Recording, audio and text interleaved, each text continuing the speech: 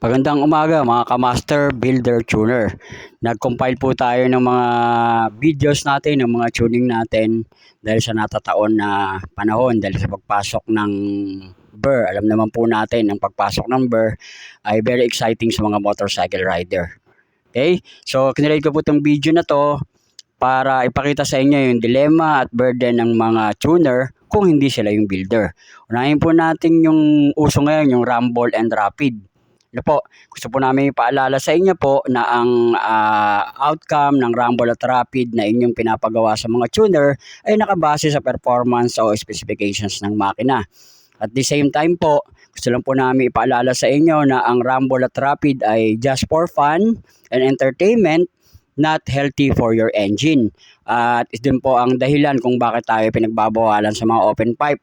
Lumabas po sa isang pag-aaral na yung pong mga maliliit na bata o yung mga toddlers o yung mga baby, kadalasan umiiyak po sila hindi dahil sa gutom sila kung hindi dun sa extra noise o sobrang ingay na nakukuha ng tenga nila. So sana po maging responsable po tayo. Punta naman po tayo dun sa pagiging tuner builder. Ang reality po talaga sa motorsiklo, like ko po sinasabi sa mga nagpapatune sa amin, mas maganda po kung sino yung builder nyo, siya po yung tuner. Para po walang hugasan ng kamay pag may problema yung engine na ginawa. Kadalasan po kasi pag nagka-problema yung motor upon tuning, syempre tuturo ng tuner yung builder. Pagka naman po may problema sa takbo, sasabihin ng builder, tanungin mo sa tuner. So, ang aking lagi pong tinuturo sa mga motorcycle rider na mahilig sa mga pag-modified ng makina ay kung sino po sana yung kanilang builder, sila po yung maging tuner. Kaya lang po kami sa SGK, hindi po kami makatanggi dun sa mga nangangailangang itono kahit nanggaling po sa iba't ibang shop. Kaya lang po lagi namin sinasabi na whatever happens sa ibabaw ng aming dyno roller ay hindi po namin pananagutan. Lalong-lalo na po sa CVT, no? Sa mga continuous variable transmission. Kasi meron pong napaka-risk na pwedeng mangyari sa CVT nyo kung ito po ay itutono natin in high RPM. Ganun din po sa mga nagmo-motor show. Marapatin po natin na pag tayo mag-a-anti-lag sa high RPM, magtanggal po tayo ng CVT for safety. Ano po? Ngayon po, discuss po natin kung bakit tayo ay nakakapagtono ng maayos. Unang po, iniwasan po natin ang strict tuning. Wala naman po tayong dyno ngayon na may horsepower gain. Meron naman po tayong dyno roller para po dito natin itono yung motorsiklo kasi mas mahirap po o unsafe po magtono sa street. At the same time, ginagamitan po ito natin ng wideband AFR meter na siya pong accurate when it comes to air and fuel ratio. Ano po? Kaya po kailangan natin gamitan ito. Dalawa pong paraan ng paggamit ng wideband AFR meter. Pwede po natin gamitin na independent o from the bank itself, from bank connector itself, diretso na po dun sa ating monitoring screen. Pwede rin po natin i-synchronize sa ating laptop at synchronize sa ating dyno.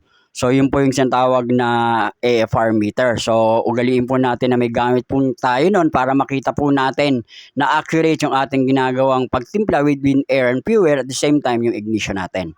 And last but not least po yung adjustments. Ano po? Ito po yung lagi kong sinasabi sa mga tinutono namin na kahit ano pong gawin namin na magandang tono sa ibabaw ng roller namin, testingin ng rider namin, okay naman po yung tono, okay din naman po yung timpla ng air and fuel, yun po ay base dun sa rider na nagtono at dun sa roller. Again, like ko po minumungkahi sa mga tinutono namin na after namin itono, gamitin nila for 1 week, subukan nila lahat ng mapping na nilagay natin, pero pinababalik po namin sila for spark plug reading and adjustment para po sa kanilang riding habit. Kasi iba-iba po yung mga rider. Reality nga po, kahit napakaganda na po ng tono namin, pinipilit po namin baguhin ng naayon sa road condition at sa riding habit ng rider. So, yun po yung dilemma po talaga ng mga tuner, lalong-lalo na dun sa mga hindi na build sa amin. So yun lang po. Sinamanta ko lang po ang pagkakataon na uso po ngayon ang mga rumble rapid sa pagpasok ng December. Sana po maging aware tayo na may kaakibat pong responsibilidad diyon dun sa mga nagtutune at sa nagpapagawa. So muli po, ang lagi naming paalala ay isipin din po natin yung mga nasa palibot natin, hindi lang po yung para sa ating sariling satisfaction. Sana po sa aming short video ay may naintindihan po kayo at may natutunan yung mga kapwa namin tuner. Sana po magkita-kita po tayo sa tamang panahon at sa tamang lugar. Maraming salamat po. Ride safe everyone.